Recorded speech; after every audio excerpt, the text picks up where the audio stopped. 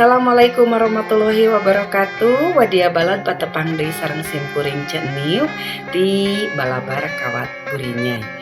Sata acan dilajengkeun kana bewara-bewara nu salajengna langkung sae wadia balad subscribe heula supados salamina wadia balad kengeng bewara anu enggal. Tong hilap usuh, like, komen, sareng share-na.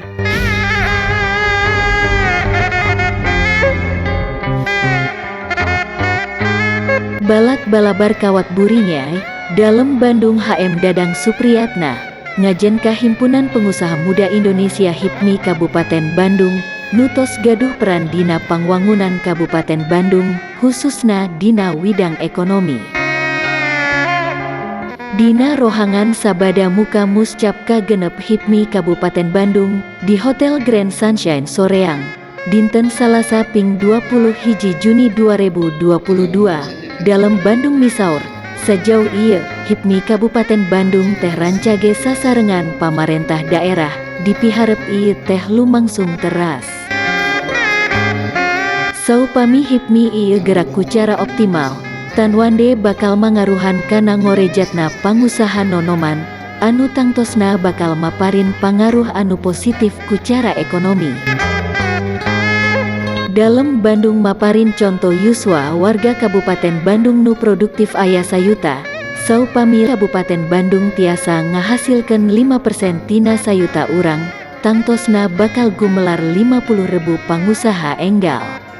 Ku kituna, dalam Bandung Dadang Supriyatna ngulem sabada muscap HIPMI Kabupaten Bandung kagenep, para pangurus HIPMI nu enggal tiasa gawe sasarengan oge sawala sareng pamarentah Kabupaten Bandung kanggo ngabahas kagiatan program kapayun anu luyu sareng visi kalayan misi Pemkab Bandung sapertos visi Kabupaten Bandung dina raraga ngaronjatkeun daya saing daerah.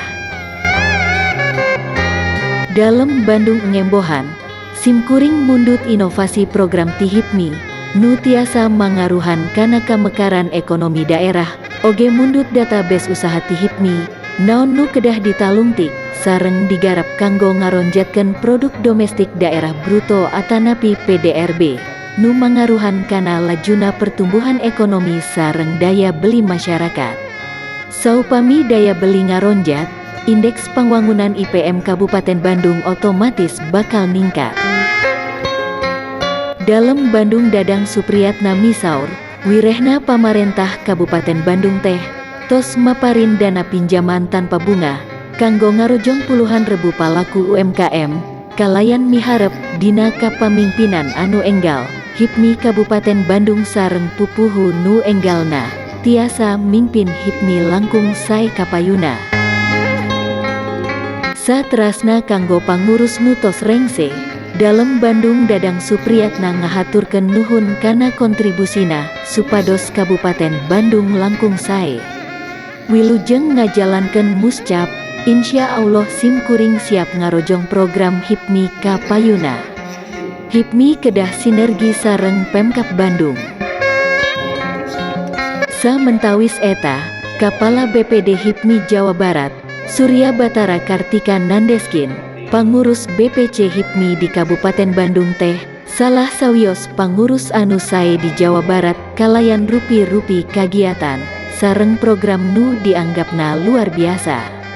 Namung sanaos kitu, hiji organisasi peryogi regenerasi kanggo neraskeun lumasungna kapamimpinan kalayan milari kader HIPMI nu pinunjul.